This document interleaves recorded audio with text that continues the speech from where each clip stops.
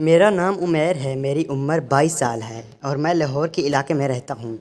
میرا قد کافی بڑا اور میں بہت ہی اچھی جسامت کا حامل ہوں، تبھی میں اپنی عمر سے بہت جوان لگتا تھا۔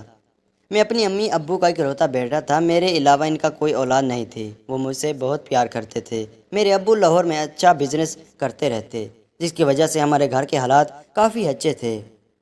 میری امی جس گھرانے سے تعلق رکھتی تھی وہ اتنا کھاتا پیتا نہ تھا، پر میری امی کی شادی اچھے گھرانے میں نہ ہو پائی۔ میری امی کی ایک بہن تھی جو کافی پڑھی لکھی تھی اور بہت سمجھدار خاتون تھی۔ سبھی ان کی عزت کرتے تھے۔ وہ لوگوں کو بہت اچھے مشورے دیتی اور لوگ ان کے مشورے پر کافی اچھے طریقے سے عمل کرتے۔ ان کی ایک بیٹی تھی جس کی عمر 18 سال تھی۔ وہ بالکل میری خالہ پر ہی گئی تھی۔ میری خالہ کا رنگ کافی گورا تھا۔ مجھے بہت حیرانی ہوتی تھی کہ وہ اپنی بیٹی سے بھی چھوٹی لگتی تھی اور کافی جوان تھی۔ ان کی بیٹی اتنی جوان نہیں لگتی تھی، تب بھی مجھے میں اتنی خاص دلچسپی نہیں تھی۔ میرا سارا دھیان اپنی خالہ پر ہی ہوتا اور یہی سوچتا تھا کہ اتنے مصروف وقت میں وہ خود پر کیسے وقت نکال لیتی ہے اور اپنا خیال رکھتی ہے۔ امین سے اتنی بڑی نہیں تھی، پر وہ اب بالکل گھریلو خاتون لگتی تھی۔ میرے خالو کو اپنا ایک بزنس تھا جو کہ کافی معنی کے ساتھ چلتا تھا۔ اس وجہ سے میرے خالو کبھی ملک باہر چلے جاتے اور 2 ہفتوں بعد واپس آتے، پر میری خالہ ان کو اس بات پر بالکل بھی نہیں ٹوکتی تھی، بلکہ وہ بھی بڑی رہتی تھی۔ ان کی کوشش کرتی رہتی کہ انہیں ایک اچھی سرکاری نوکری مل جائے اور اس وجہ سے وہ بہت سے لوگوں سے باتیں کرتی تھی۔ کچھ دن کے بعد وہ کامیاب ہو گئی تھی۔ میں نے انہیں نوکری ملنے کی خوشی میں ان سے پارٹی بھی مانگی تھی۔ خالہ نے خوشی خوشی مجھ سے وعدہ کیا کہ جب میں ان سے ملنے جاؤں گا تو وہ مجھے اچھا سا کھانا کھلائے گی۔ دن ایسے ہی گزرتے رہے اور خالہ اسلام آباد شفٹ ہو گئی اور اب ایک عالی شان گھر میں رہتی تھی۔ ان کی نوکری صبح کے وقت ہوتی تھی۔ اب میرے خالو زیادہ تر امریکہ میں ہی ہوتے تھے۔ میری خالہ بھی اس بات سے پریشان ہونے لگے تھے اور وہ میری خالہ کو بہت یاد کرتی تھی۔ جب میں نے آگے پڑھائی کرنے کے بارے میں سوچا تو میرے ابو نے مجھے کہا کہ میں CCS کروں۔ اب ان کی بات میں بالکل بھی نہیں ٹال سکتا تھا، لیکن مجھے اس کے بارے میں بالکل بھی علم نہیں تھا۔ میرا دل کچھ اور کرنے کا کہتا تھا، لیکن ابو نے مجھے فورس کیا تھا کہ میں CCS ہی کروں۔ امی نے بھی وہی کہا تھا کہ مجھے ابو کی بات ماننی چاہیے اور اس بارے میں اپنی خالہ سے گائیڈ لینی چاہیے۔ مجھے خالہ کا خیال آیا تو میں نے بھی اس کے پاس جانے کی حامی بھر لی اور اسلام آباد جانے کی تیاری کرنے لگا۔ میرا یہی مقصد تھا کہ اپنا کام پورا کروں اور خالات کی مدد لوں، پر مجھے اندازہ نہ تھا کہ وہاں جا کر میرے ساتھ کیا ہونے والا تھا۔ میں نے ایک ہفتے کا پلان بنایا تھا اور ایک ہی ہفتہ میری زندگی کا سب سے اچھا ہفتہ تھا، کیونکہ میری خالہ نے مجھے بہت انجوائے کروایا تھا۔ مجھے ان سے ایسی امید نہیں تھی کیونکہ وہ صرف اپنے کام کو لے کر ہی سیریں کرتی رہتی، پر میرے خالو کا زیادہ ویران سے دور رہنا انہیں یہ سب کرانے پر مجبور کر گیا تھا۔ میں اپنے گھر سے سب سے اجازت لے کر نیکی کے ارادے سے نکلا تھا اور اسلام آباد جانے لگا تھا۔ جیسے ہی میں خالہ کے گھر پہنچا تو گھر کافی پرسکون تھا۔ میری خالہ مجھ سے بہت اچھے سے ملی تھی اور میرا کافی اچھے طریقے سے استقبال کیا تھا۔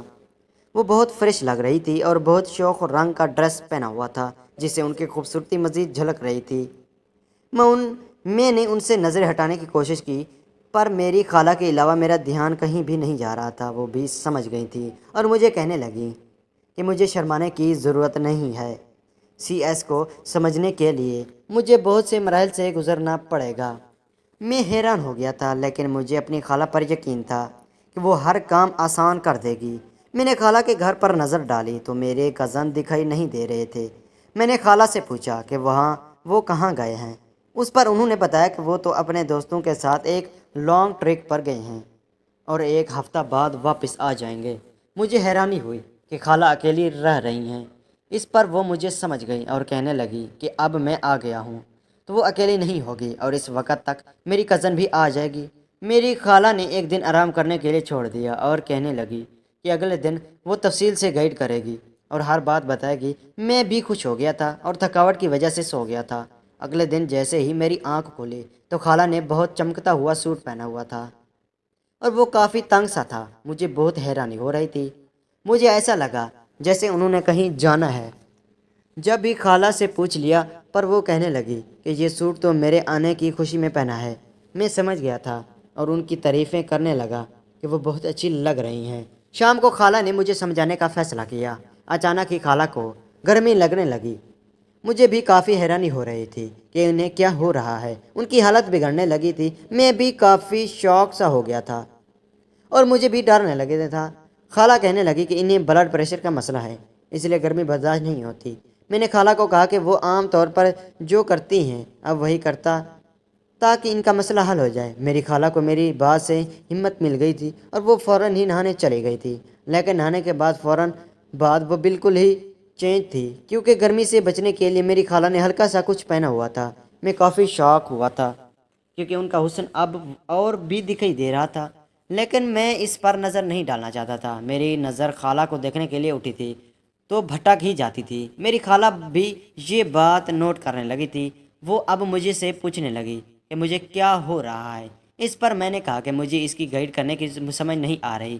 میرے پاس یہی جواب تھا کیونکہ میں یہ نہیں کہہ سکتا تھا۔ ان کے سلے کی وجہ سے میرا دل مچل رہا ہے۔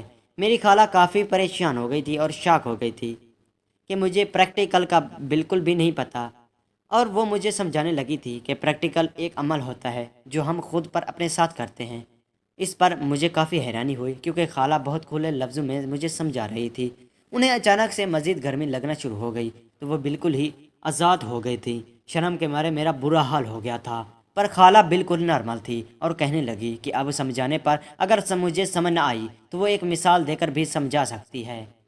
میں سوچنے لگا کہ وہ کیا مثال دیں گی، پر اس بار میں اپنی خالہ کو بغور دیکھنے لگا۔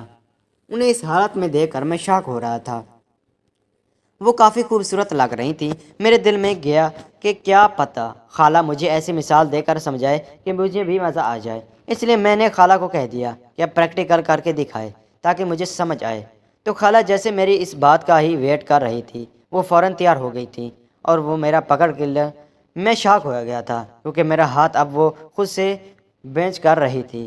میں نے انہیں محسوس کیا تو مجھے سکون مل رہا تھا۔ میں اب محسوس کرنے لگا اب وہ مجھ سے بھی ویٹ نہیں ہو رہا تھا۔